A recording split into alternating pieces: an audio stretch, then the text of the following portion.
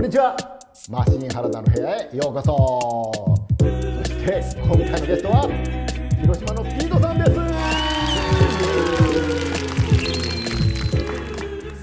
よろしくお願いします。よろしくお願いします。はい、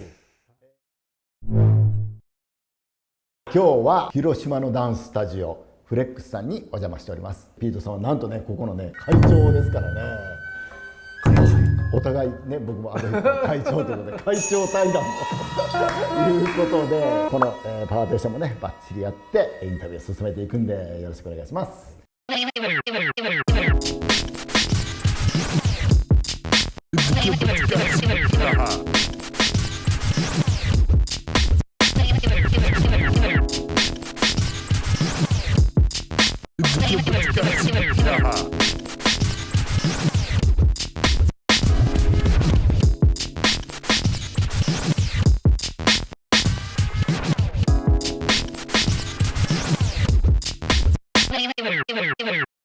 自己紹介からお願いします。名前はピートで、ビーバップクルーとスタイルオブフュージョンっていうチームで活動しています。今おいくつ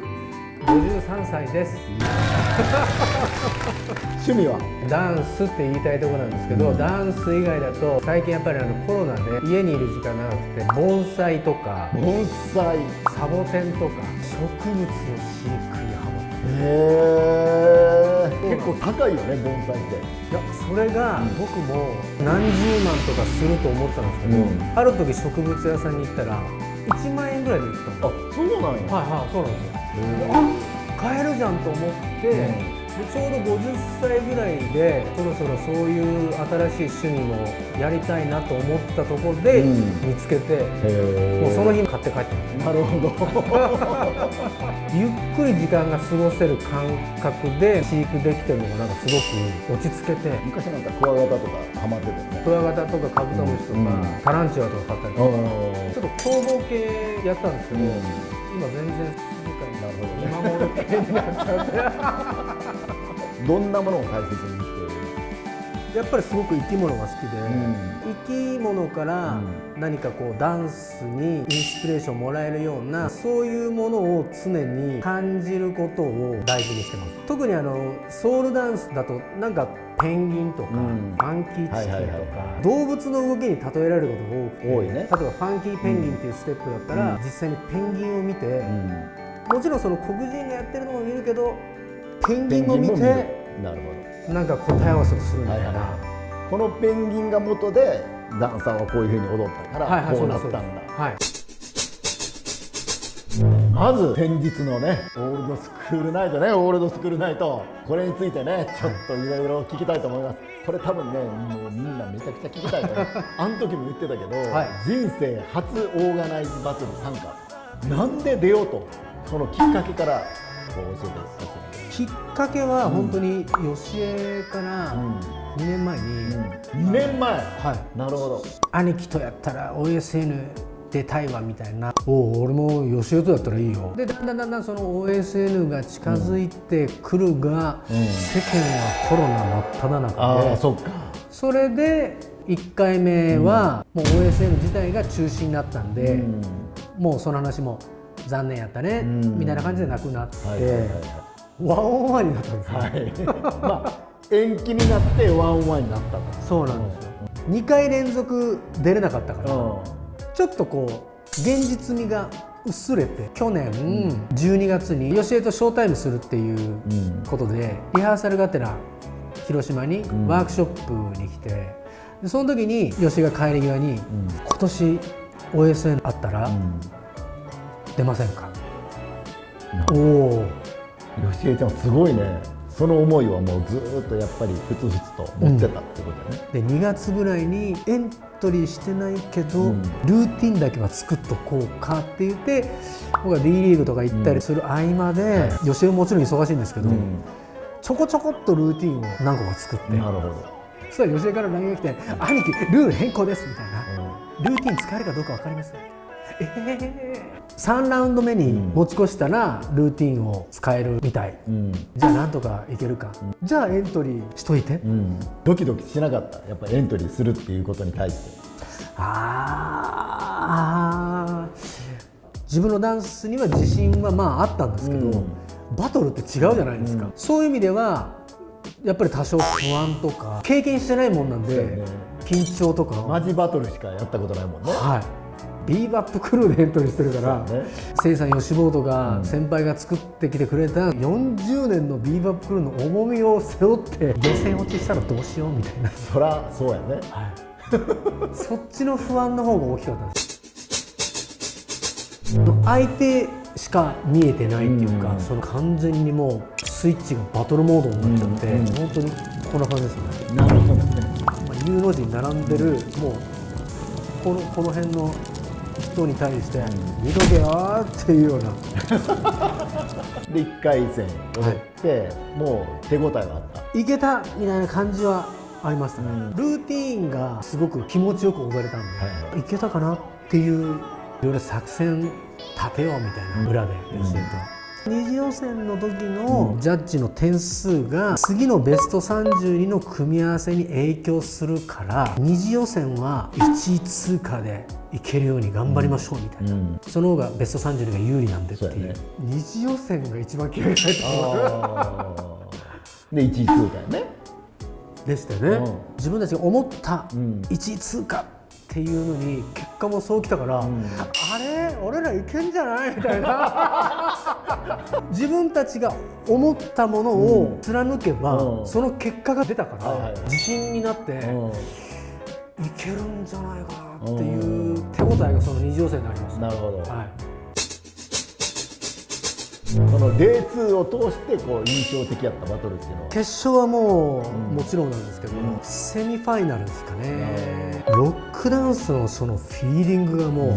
う抜群なんですよ。その小さな巨人のなんかこうもう押し寄せてくるロックダンスに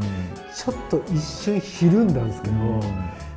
もこれはもうビーバップを背負ってんだぜって看板背負ってるっていうのにこうグワーッと押されていけましたね。ビーバップクルー背負ってるっていう言葉がすごい印象的やねんけど、やっぱり俺はピートだっていうよりもビーバップクルー背負ってんだぜっていう、完全にそっちやねんね。例えばあれがエントリーがピーとヨシエ出てたら全然そんなことはなかったと思うんですけど、やっぱちょっとビーバップクルーっていうのを背負ってるっていうのはもう大きすぎて、いやいやいやいや負けられんよ、天国の吉も見てほしいと思って、一個ギアがぐんとこう入ったのがあると思う。グループラインがあって、それに吉江が今回ピートさんと OSN にエントリーして頑張ってきます、40周年なんでちょっと気合い入れて頑張ってきます、っていうラインをまあ送ったら、あマジ頑張ってなみたいな感じでそんなもんなんや頑張ってビーバップクルーで出るんだったら絶対負けんなよとかそんなんじゃないの。あそうなんです。いい風に解釈すれば、信じてるぜっていうのかもわかんないですけどね、僕はそう受け取りましたけどね。まあそうやろうね。はい、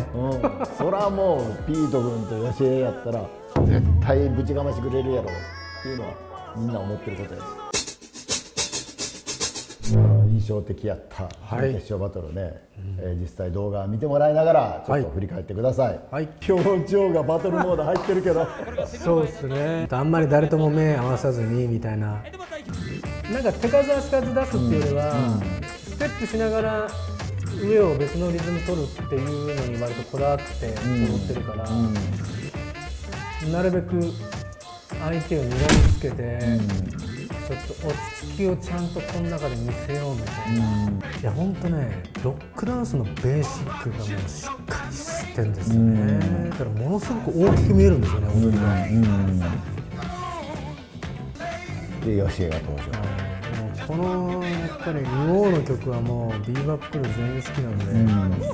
必ず吉江はかましてくれると思うんですでこれで1対1になるっていうね、これでめっちゃ燃えたんだよ。そうですね、ピート君からしたら、まさか吉江が負けたって感じだった。いやなんかそのどっちの踊りがいい悪いじゃなくて、やっぱりロッキン的にはすごいやっぱり矢崎君が安定してたから、もちろんもう本当にジャッジ次第だなって感じですね。もうその時はこのルーティンでいこうって決めてた。決めてました決めてましこの音がかかった瞬間に。た。もうんう割とそのターンで、このルーティン行こうこのルーティン行こうっていうのはもう大体決めてます。なるほどはい。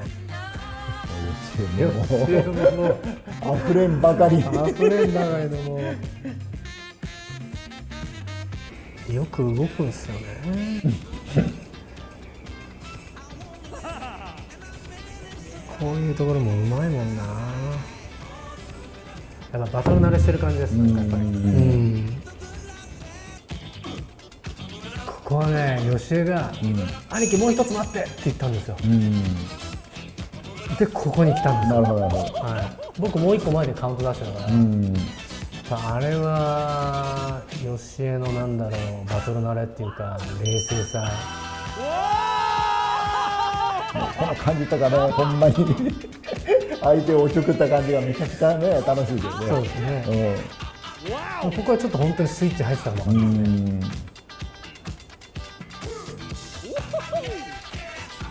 この辺りとかね、めちゃくちゃいいよね。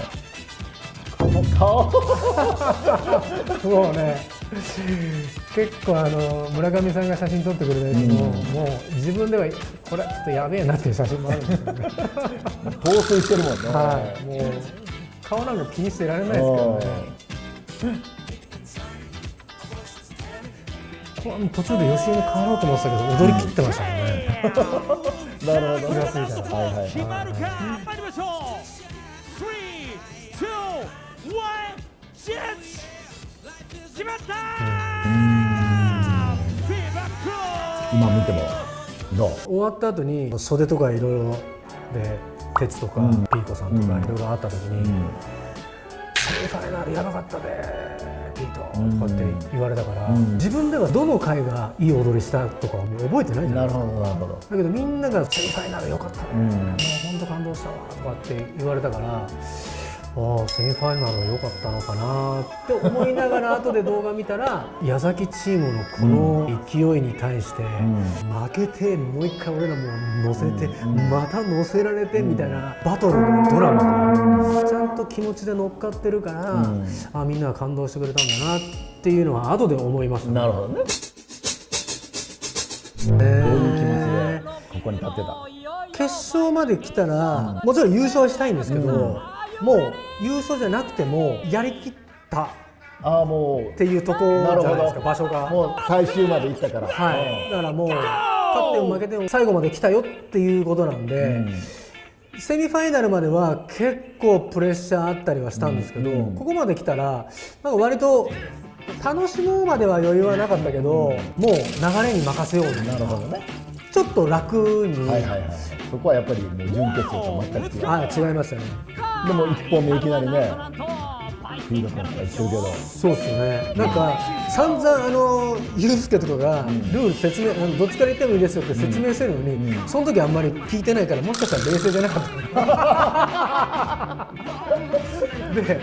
始まってから吉江に「これどっちから行くどっちから先行どっち?」って聞いて、でもう一回達也に「どっちから?」って言ったら「あお疲れでみです」みたいな「よっしゃ行くわじゃあ」言うて。ノビーはどう？なんかやっぱりこの割と普通にっていうか、もう普通にこう音の流れで踊ってる俺らからすると、このなんかこう余裕ぶっこきのこの音の取り方がちょっとなんか腹立つじゃないけど、なんでそういう余裕感で踊れんのみたいな、もう長いじゃないですかこの2人も。だからやっぱりロックダンスとしてのこの余裕感の空気感、これをこう売り出していくのが抜群にうまいですよね、この2人は。でこれで1-1になるわけや。この時はどんな感じなんですか？その時にちょっと初めて火がついてる。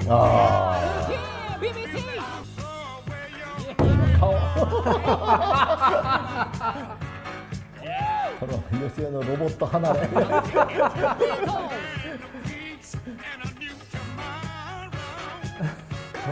やもうこの辺とかすごいよね。顔顔しか覚えてないじゃないですか。い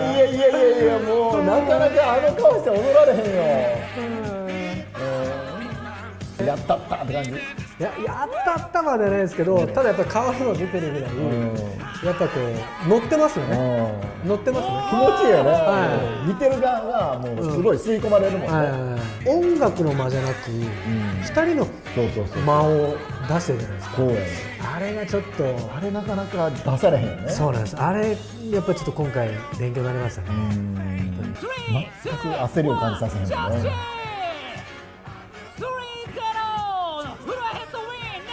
ここでね。絵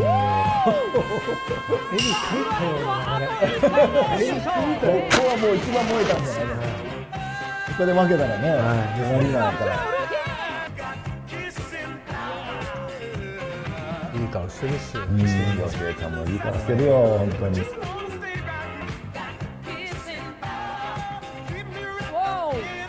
うまいね。うまいですね。もうロックダンスっていう武器でね、思いっきり遊べてますからね。3、2、1、ジャッジ !3-0 ビーバックルラストラウンド。僕はもうこの日一日オールドスクールナイトで一番盛り上がった時そうですか。間。ここで負けてたらやけど、ここで2対2になって次やなってフルセット。みんながうわーってなって死んだよね。ここで吉坊誠二さんのルーティンを出すんですよね。なるほど、はい最後の最後で。俺が俺だと俺が行く任せとけと。さあ行くぞ。すごいよ、もう入り込んでるもんね、完全に。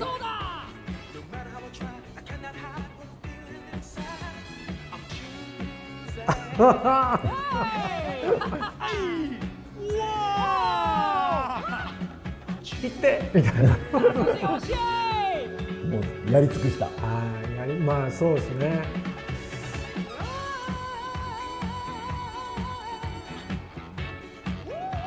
シエはまたもうね、本当に入ってますね。入ってますね。この余裕感なんですよね。もう最後の土壇なんで場で。 5本目で2-2ではこの余裕感でいけるかっていうのがね。い。そうなんですよ。なんか昭和感と平成感みたいな世代を感じますね。でもなかなかこういう風にはね、できないですよね。みんな踊らへんよ。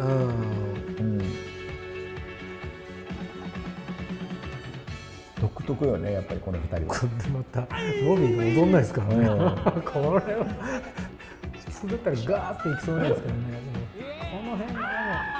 やっとここでエキサイティングが。だから今の掛け合い負けたって思ってます僕は。なるほど。あの遊びがどうだろうな。俺と吉江の中になかったかな。もう全く対照的やもんね。そうですね。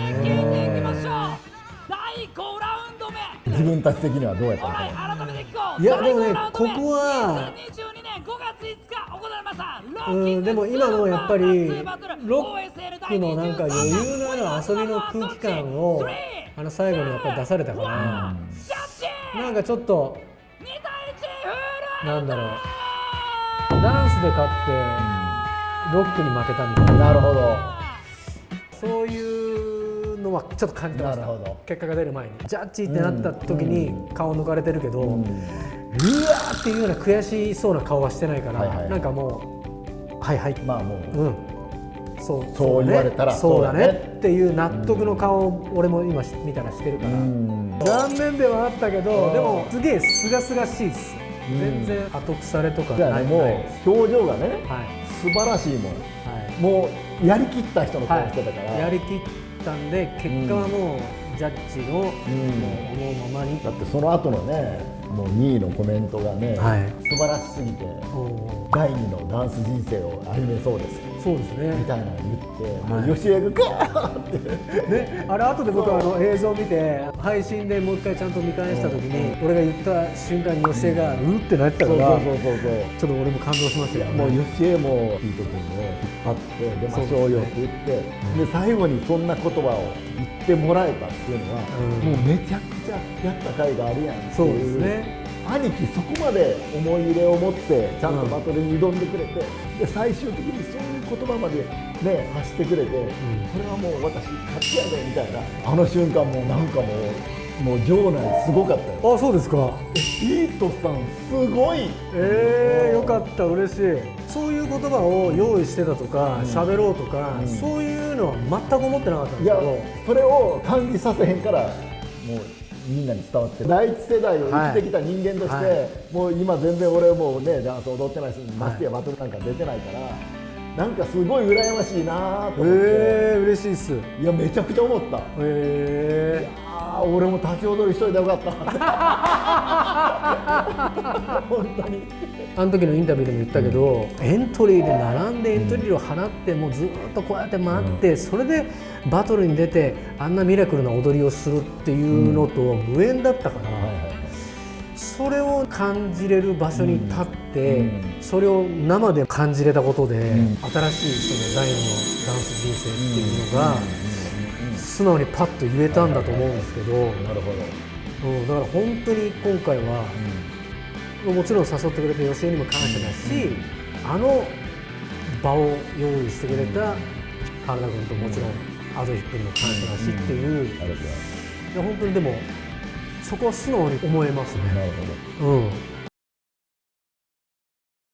ピーコ君も、この前のマシンの部屋で、ピートと踊りたいとか出たいとかって言ってたやん。あれびっくりしましたよだってね、ピーコさんとか、僕本当に初めて間もない16歳ぐらいの時に、広島のフラワーフェスティバルっていうのがあるんですけど、お祭りが、それにチェリーさんが来るっていうのを聞きつけて見に行ったんですよ、そしたらそのチェリーさんの一派の中にピーコさんいて、かっこいい人がおると思って、ロボットが独特なんで、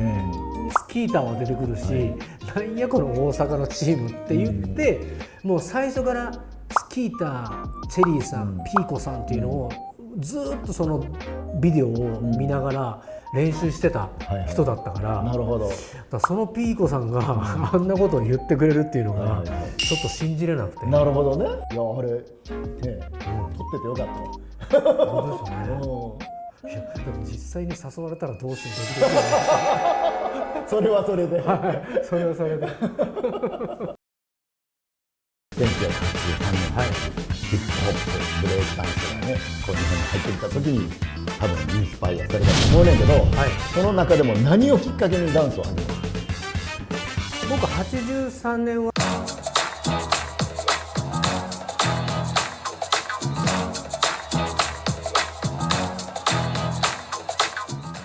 高評価、チャンネル登録よろしくお願いします。